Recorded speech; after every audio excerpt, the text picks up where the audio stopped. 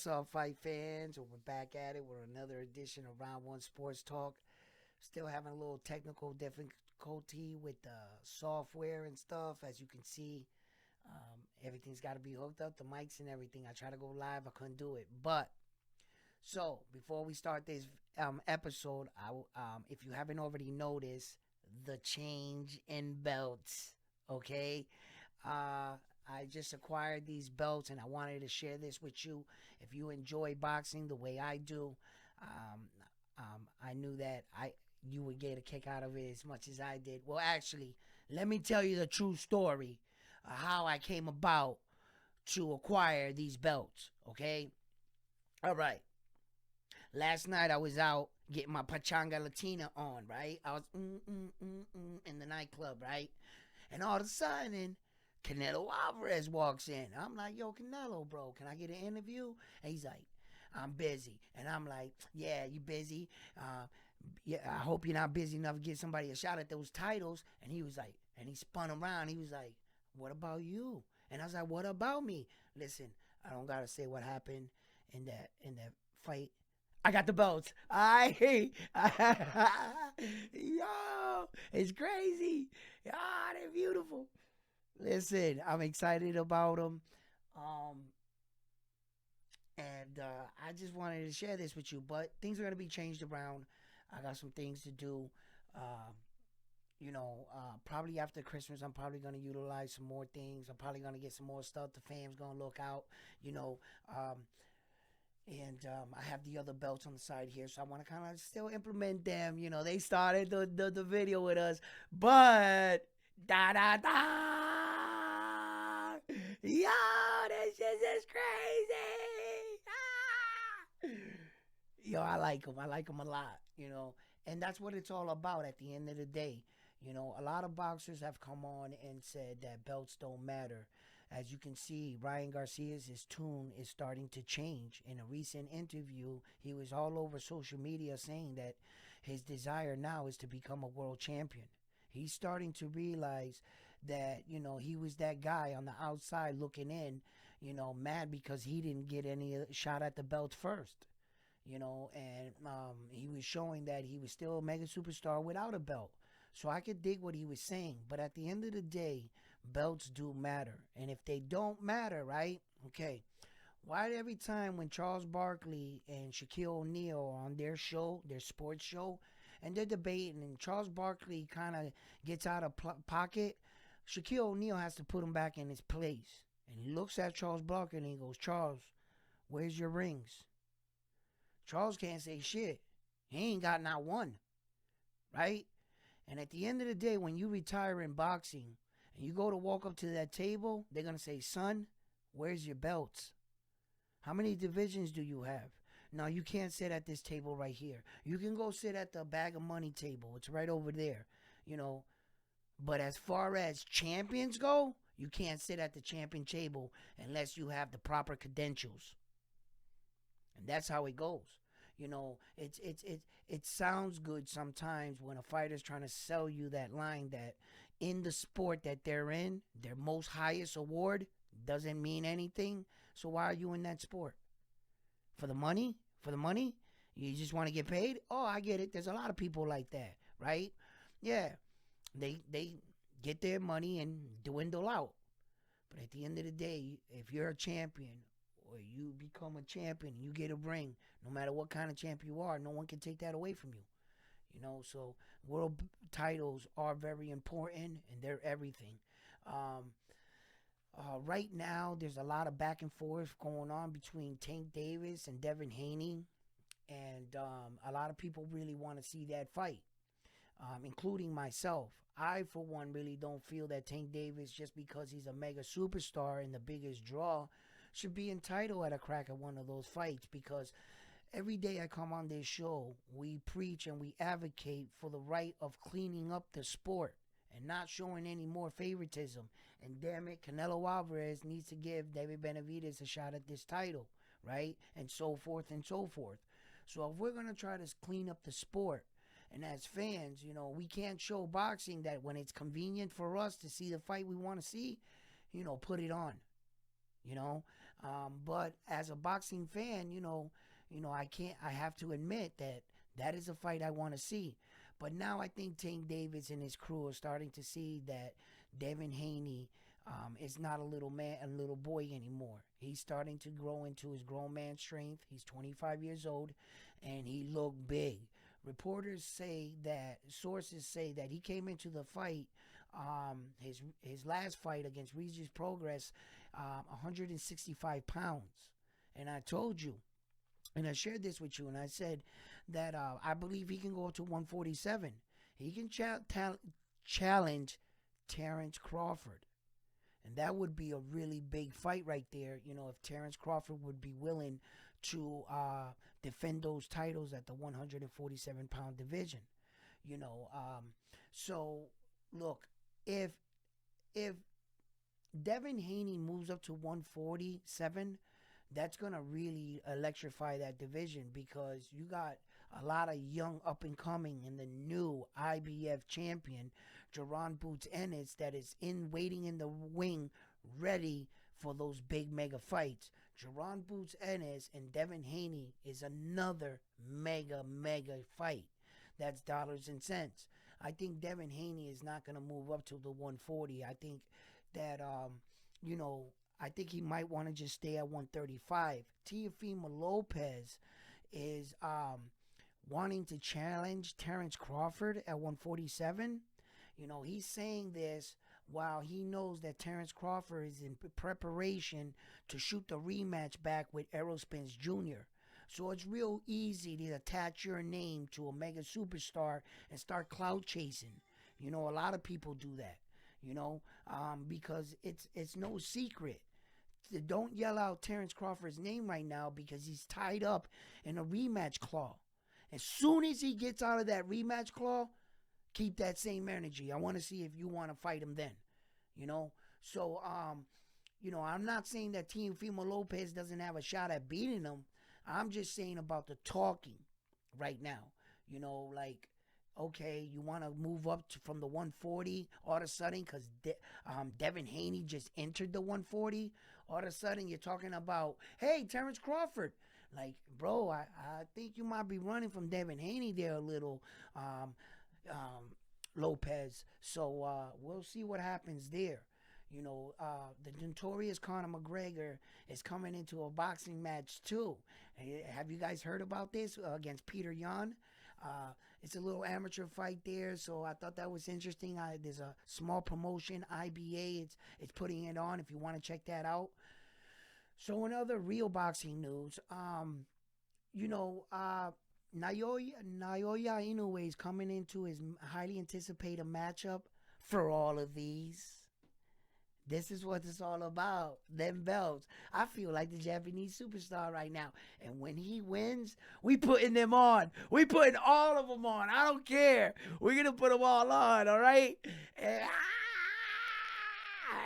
that's why I got them. I got them for moments like this. You know what I mean? Because I love boxing. And this is everything for me. For me, this is everything, And like I said, when you hear them guys talk about, belts don't matter, bro, well said from a man that doesn't have one. What do you know about belts? You don't got one, I want to see you win it and then be like, you know what? Yeah, take it. Yeah, let's see how far you get then, But this is what I wanted to share with you guys. I wanted to go live. I wanted to get your reactions. And unfortunately, my live situation, because of the fact that I'm switching equipment, I got to get one software to coincide with the other and so forth and so forth. And it didn't react with my mic. So unfortunately, I just had to do it this way.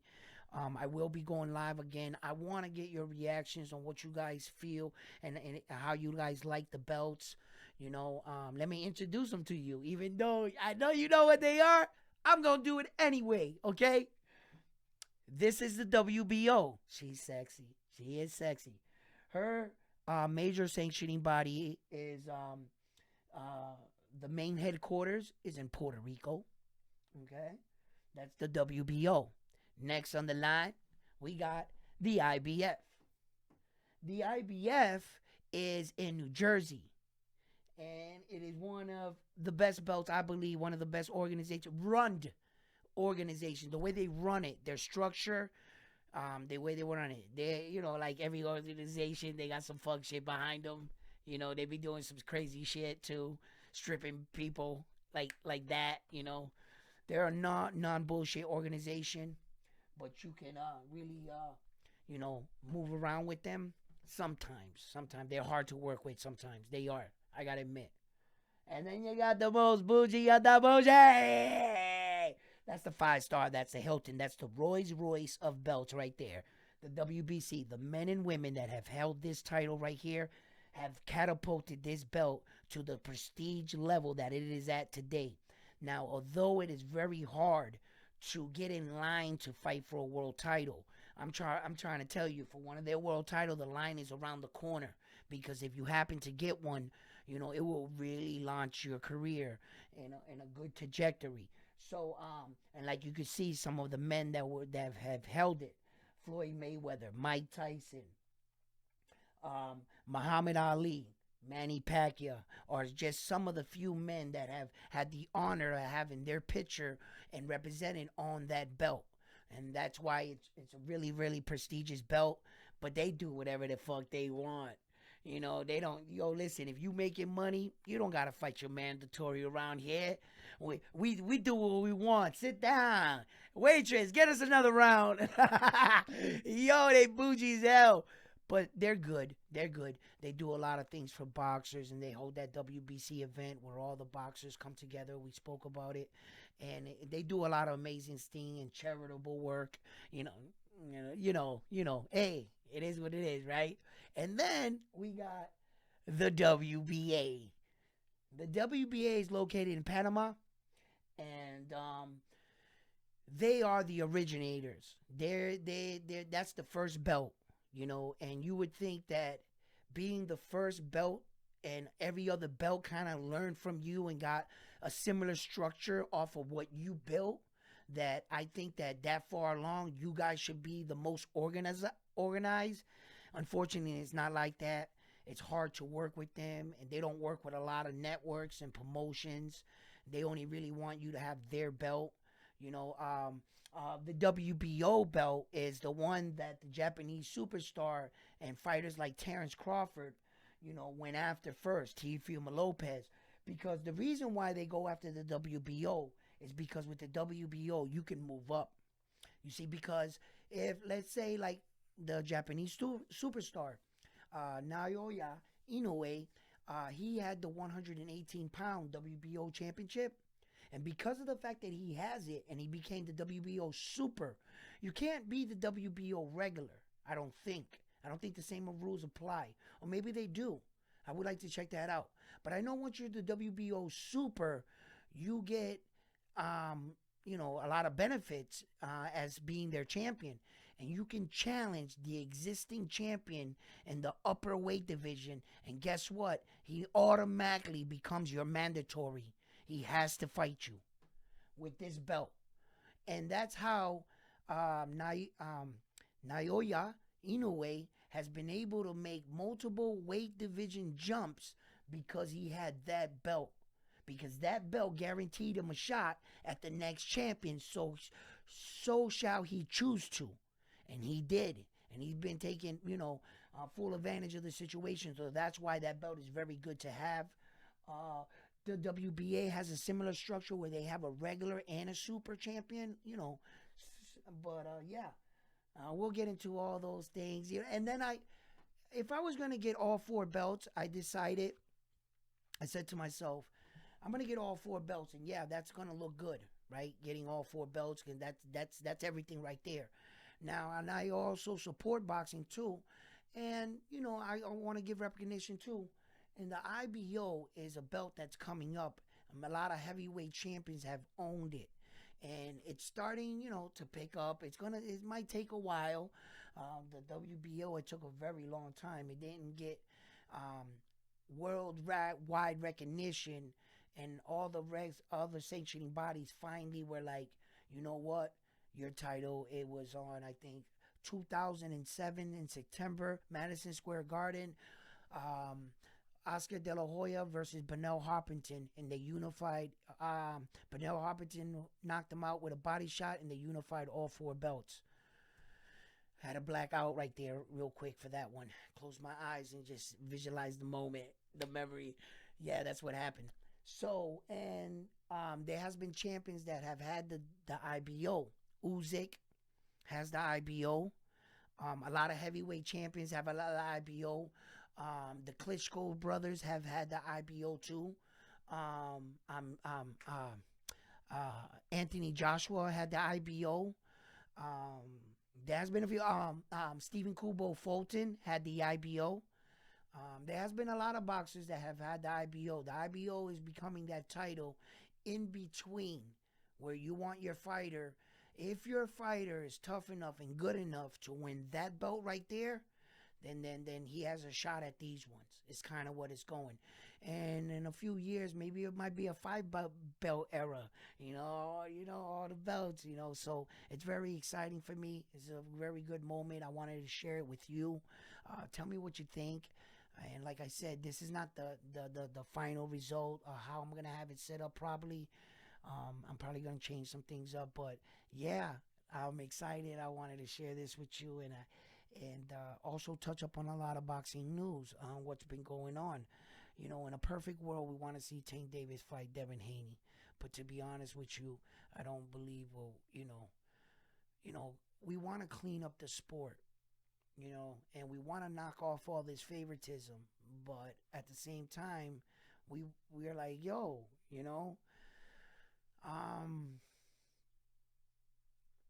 here's how I see it playing out. Tank Davis is gonna fight for the 135-pound WBC Super Championship of the world, right?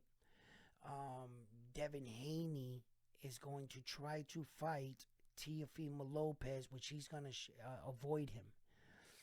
The only person at the 140 pounds that will welcome a Devin Haney fight is the Puerto Rican up and coming superstar. How do you say his name? Saul Matista. Sabriel Matista. I be killing everybody's name, man. What the hell? So he would welcome a Devin Haney fight, but Devin Haney shouldn't fight him.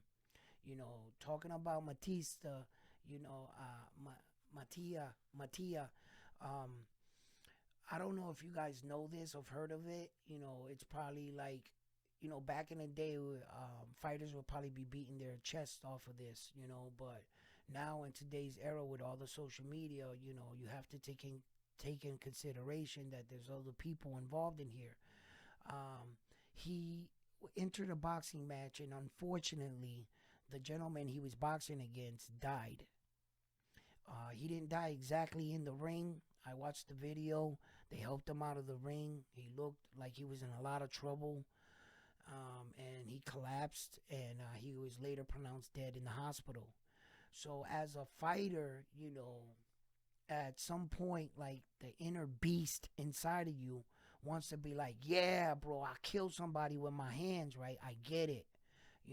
Like, there's been a lot of fighters like Mike Tyson, Roy Jones, everybody there's a certain point in your career that you feel like you can actually kill somebody with your hands. You feel that strong, but when it happens, it's not something you can really, because that's somebody's son that died. That's somebody's husband. That's somebody's brother.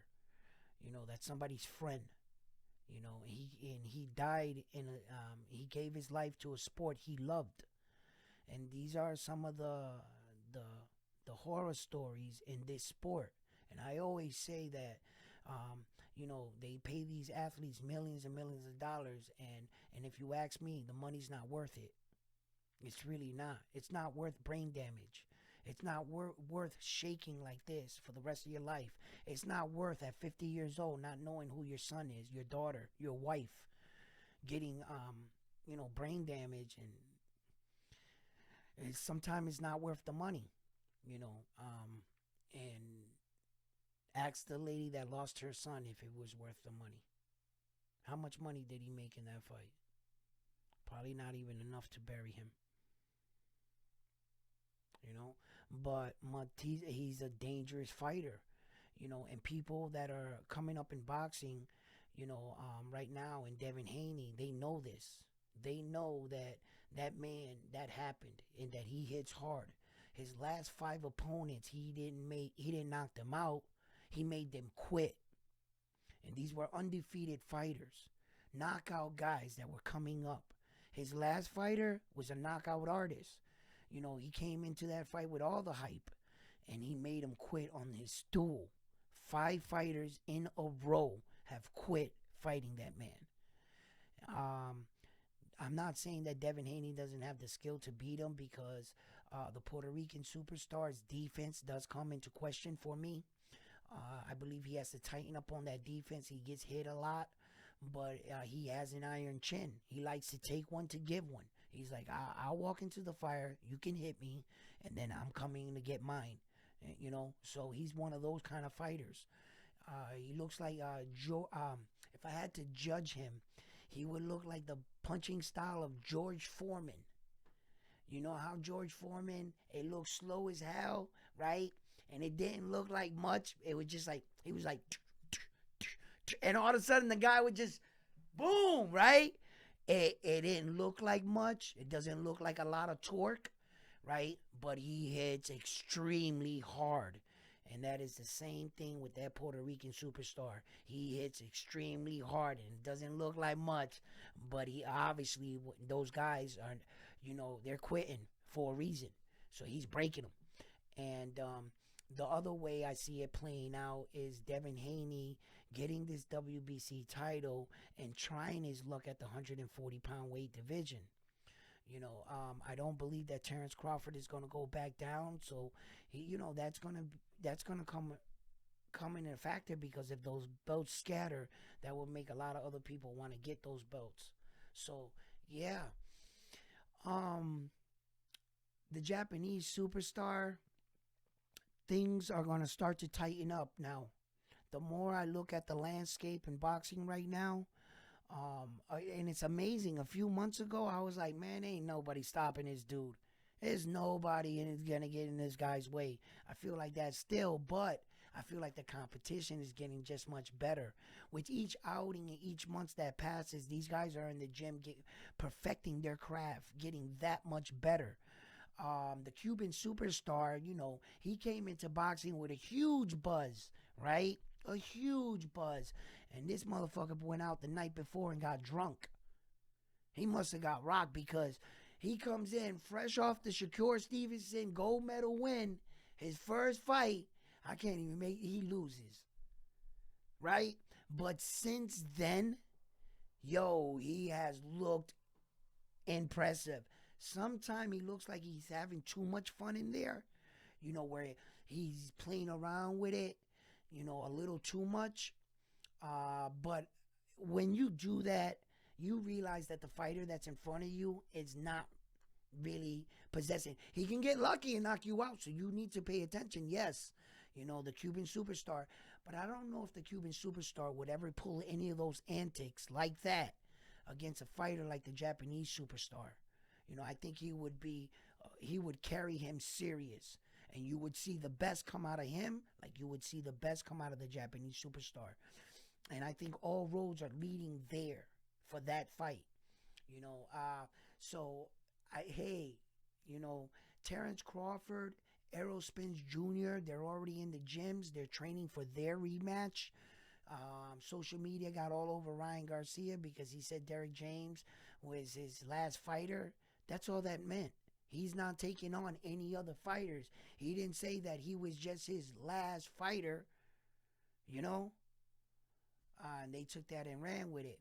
As far as Joshua not training with him right now, it's because he's on the other side of the world, and it would be more convenient to acclimate to the air over there than go with Derek James, and I'm pretty sure they talked about that.